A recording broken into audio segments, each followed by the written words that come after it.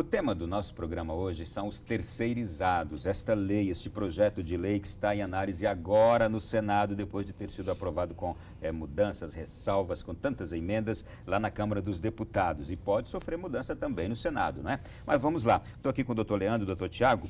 A gente saiu do outro bloco falando sobre esse processo de criação das empresas terceirizadas, a existência de muitas delas que deixam dúvidas e que inclusive burlam a legislação e causam aí para o mundo jurídico graves problemas, inclusive com pessoas que são completamente desprovidas de seus direitos. Eu mesmo já conheço tanta gente que saiu de um trabalho depois de anos totalmente desprovida de seus direitos.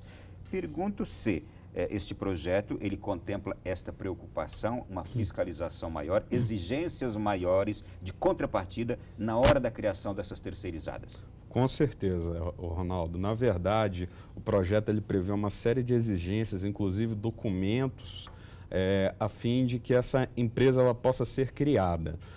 Uma primeira questão que é interessante ser debatida é que o projeto ele estabelece que essa empresa contratada para prestar esse serviço, ela necessariamente tem que ter um objeto social único. Ela tem que ser especializada naquele serviço, naquela atividade específica que ela vai prestar à empresa contratante, no caso, né? E ela só pode prestar um serviço especializado? Ela pode ter serviços que sejam, como dizer, conexos àquele serviço especializado dela. E ela pode, esse serviço, ela também pode, inclusive, prever uma possibilidade de subcontratação. Mas uma questão interessante é exatamente essa, que essa empresa, ela tem que ter esse objeto, ela tem que ser especializada naquilo que ela faz, ela tem que ter esse objeto social único. Além disso, o projeto ele traz, inclusive, responsabilidades para a própria empresa contratante.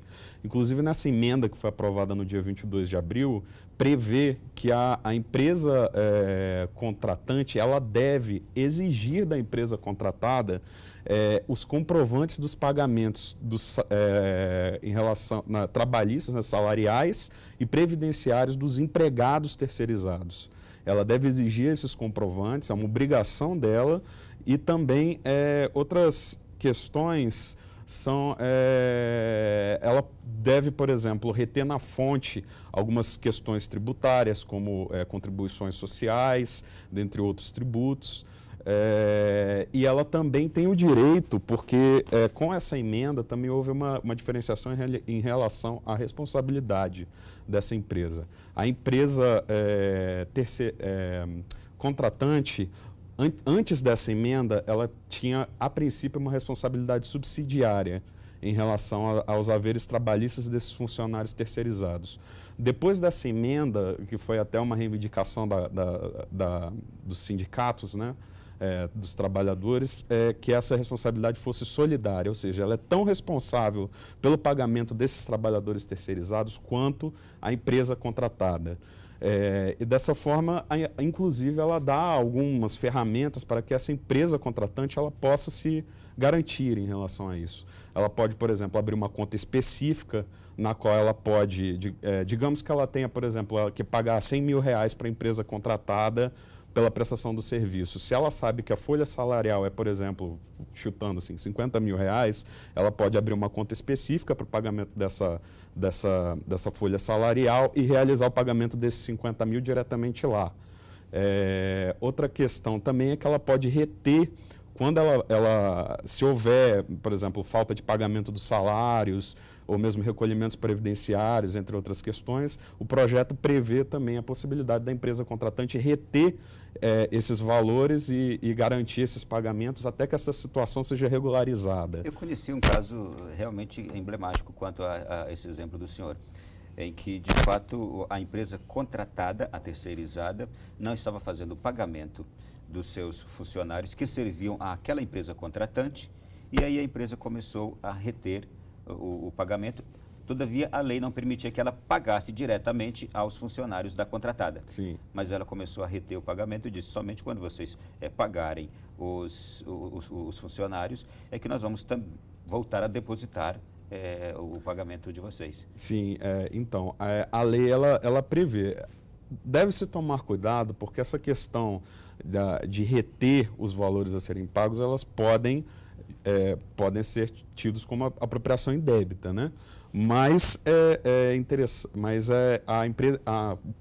o projeto de lei traz essa possibilidade de reter essas questões em relação aos encargos trabalhistas e previdenciários, reter os tributos na fonte e também de abrir essa conta específica para o fim de pagamento dos funcionários da empresa contratada, uma vez que ela, empresa contratante, com o atual texto, é solidariamente responsável por esses pagamentos com a empresa contratada. Algo sobre isso, doutor Leandro? Não, eu já, inclusive, até passei por um caso semelhante a esse também, quando eu ordenava despesa lá no meu órgão.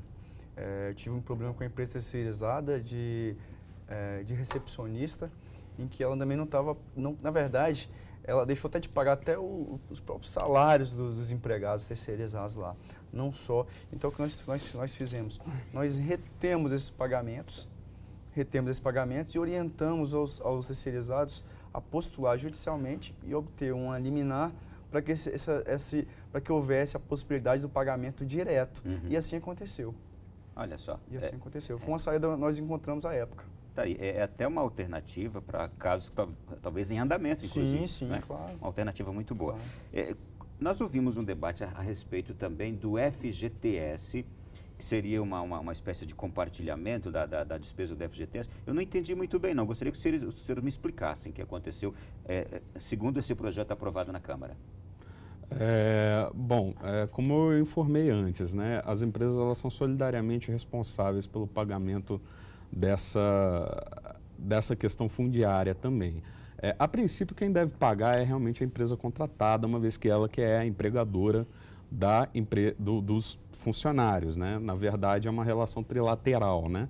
Uma empresa A contrata uma empresa B para prestação de serviço que possui funcionários. Então, temos 3 agentes aí nessa relação da terceirização, né?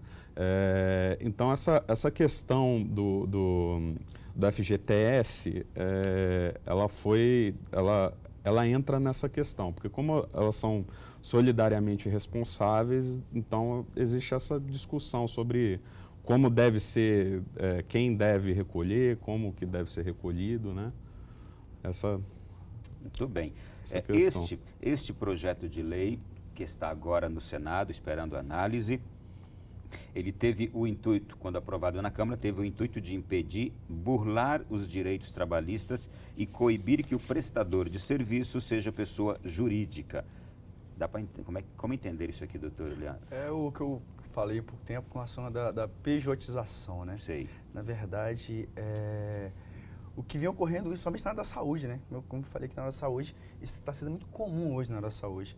Por exemplo, os hospitais hoje, eles tinham médicos contratados, então espécie de uma obrigação, obrigam os médicos a criarem pessoas jurídicas, né? Pessoas jurídicas, para que haja contratação da pessoa jurídica e não do profissional liberal. Com isso, burlando todo o sistema laboral, todas as direitos, obrigações trabalhistas aí nesse caso. Então, esse é um problema sério que vem enfrentando no Brasil hoje, e a gente teme que com a terceirização aconteça o mesmo, né? Que haja essa burla, principalmente, inclusive com o projeto prevê inclusive a quarteirização do serviço. Então, ou seja, se já é difícil fiscalizar uma terceirizada, que são uma quarteirizada. Então, ou seja... E o que seria uma quarteirizada? Quarteirizada é subcontratação. uma subcontratação Aqui pela terceirizada. Ah, sim. A terceirizada ela vai subcontratar. Por exemplo, eu tenho uma empresa, eu vou contratar uma empresa de engenharia, por exemplo. Então, eu vou construir um prédio e eu contrato uma empresa para fazer a parte elétrica do meu prédio. Então, ou seja, estou terceirizando essa parte elétrica. Aí, essa parte elétrica, essa empresa terceirizada vai quarteirizar um serviço específico na parte elétrica ali, de uma empresa muito especializada. Por exemplo, essa da parte elétrica contrata uma empresa dos ar-condicionados. Sim, pode ser. São só para os ar-condicionados. Então, isso é uma quarteirização desse serviço. Agora, isso ocorre também hoje no mercado, né? Sim, inclusive essa questão, eu queria até falar um pouco, essa questão dos hospitais que foi mencionada, né? Eu, inclusive, no meu escritório mesmo já surgiram questões assim de hospitais que, o que eles faziam? Os técnicos em radiologia, que o próprio hospital, o sócio do hospital, criou uma empresa na qual ele era o sócio majoritário, que essa empresa, o técnico em radiologia, ao entrar a ser contratado na empresa, eles diziam, tudo bem, você vai entrar aqui, vai trabalhar aqui, mas você vai ter que assinar o contrato social dessa empresa que presta serviço de radiologia aqui para a gente. E isso é uma burla, sim, tanto tributária quanto nas questões trabalhistas e previdenciárias, porque eles são prestadores de serviço, eles não têm direito a férias, eles não têm direito a 13º, eles não têm direito, teoricamente, né, a todos esses direitos. Inclusive, no próprio ramo de jornalismo também eu já vi questões assim, dos jornalistas serem contratados e terem que abrir, digamos assim, uma pessoa jurídica para prestar... Existe aos montes. Sim, isso infelizmente, é uma prática comum no mercado. Mas uma última coisa que eu queria falar é que o próprio projeto, o texto atual que existe, essa questão, por exemplo, desse exemplo que eu falei, ele veda que um sócio da empresa contratante seja também participante nessa empresa contratada. Sim, está aqui, ó. Ponto A, cujo sócio ou titular seja administrador ou equiparado da tomadora de serviço. Isso. Ponto B, cujos titulares ou sócios guardem cumulativamente com a tomadora relação de pessoalidade, subordinação e habitualidade. E ponto 3, titulares que nos últimos 24 meses tenham prestado serviços à tomadora na qualidade de empregado ou não, exceto se os titulares ou sócios forem aposentados. Isso quer dizer que a lei agora tomou esse cuidado aqui importantíssimo. Para evitar algumas fraudes como essa, por exemplo, que eu acabo de citar. Né? Doutor Leandro, o senhor tinha pedido a palavra. Assim, na verdade... Aqui nós estamos no tribunal, o senhor tinha pedido a palavra. Tudo bem, na verdade, que isso aí também é uma coisa importante também de se ressaltar, com relação a essa redução da quarentena. Porque com as emendas que os deputados apelidaram de emendão, que foram no último dia da votação, né, que foram aprovadas várias emendas lá na Câmara dos Deputados, com esse emendão aí, uma das emendas que foram aprovadas foi a emenda da redução da quarentena. Ou seja, se eu tenho uma empresa, com empregado, se eu quero modificar, por exemplo, eu falei que nós poderíamos ter empresas sem empregados. Então, vai que eu quero transformar todos os meus empregados, essa minha contratação direta, em empregados terceirizados. O que eu vou fazer? Então, para eu contratar esse mesmo empregado, eu preciso ter uma quarentena. Na verdade, o projeto original era de 24 meses e aí isso foi reduzido para 12 meses. Então, ou seja, eles também flexibilizaram isso aí para beneficiar os empregadores, né, que querem fazer essa modificação, essa substituição dos empregadores seletistas, né, que são regidos pela CLT, consolidação das leis do trabalho, por empregados terceirizados. Olha, nesta lei da terceirização, a tese que venceu e que valorizou as terceirizadas e a terceirização como todo, dizia que a terceirização, ela traz mais, ela fortalece o mercado de emprego nesse momento em que o Brasil está numa crise. Todavia, o outro lado dizia que não, continua explorando o empregado. Qual é a visão dos senhores sobre isso? A terceirização, de fato, ela cresceu tanto, ela hoje é indispensável para o desenvolvimento do econômico do país, não dá para viver mais sem as terceirizadas, é preciso, de fato, uma lei que as valorize, todavia, que pontualize, regulamente, ponto a ponto ali, para que não haja essas distorções, essas burlas. Na verdade, o projeto, a verdade é que os defensores do projeto, geralmente são os empresários, inclusive o próprio deputado que apresentou na época, o Sandro Mabel, de Goiás, né? Na época ele mudou para o PL Goiás, foi deputado até janeiro aqui desse ano. Então o Sandro Mabel, ele está no Congresso, obviamente, representando os industriais, né? A classe empresarial. E, na verdade, o que eles defendem é que esse projeto vai acarretar a formalização desses trabalhos. Então, ou seja, muitas pessoas que trabalham informalmente seriam, com essa terceirização, eles seriam formalizados, ou seja, teriam carteiras assinadas e com isso seriam alcançados pelo arcabouço trabalhista, o que atualmente não acontece.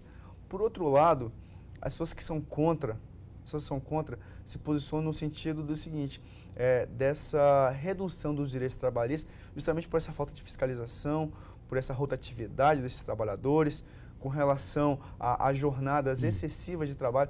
Eu vi até uma reportagem há pouco tempo, na verdade, um documentário em que uma rede de TV foi em vários órgãos públicos, inclusive o Ministério da Justiça, Superior Tribunal do Trabalho, Tribunal Superior do Trabalho e outros órgãos públicos federais aí, em que lá, segundo as pessoas entrevistadas, os terceirizados entrevistados, eles mesmos relataram várias questões de discriminação, questões de jornadas excessivas, ou seja, principalmente comparado aos funcionários contratados normais e os funcionários públicos também. E esse problema também na verdade, há uma mudança muito grande dessas empresas. Geralmente, geralmente as licitações, principalmente na área pública, elas são de 1 ano. Então, elas são de 1 ano, prorrogável até 5 anos, porque é um serviço essencial ali. Então, na verdade, só que muitas empresas ficam só 1 ano. Então, 1 ano há essa troca. Mas, geralmente, as empresas, ou os órgãos públicos, elas têm interesse em permanecer com esse funcionário, esse empregado. Mas se isentam de responsabilidades ou de descumprimentos de responsabilidades por parte das contratadas. Exatamente. Não é isso? Vou fazer o seguinte, no próximo bloco, eu sei que o senhor quer falar sobre o assunto também, a gente volta ao assunto do Tiago. Teremos o último bloco ainda para outras questões importantes a respeito desse tema da terceirização. Vamos para o intervalo e voltamos já.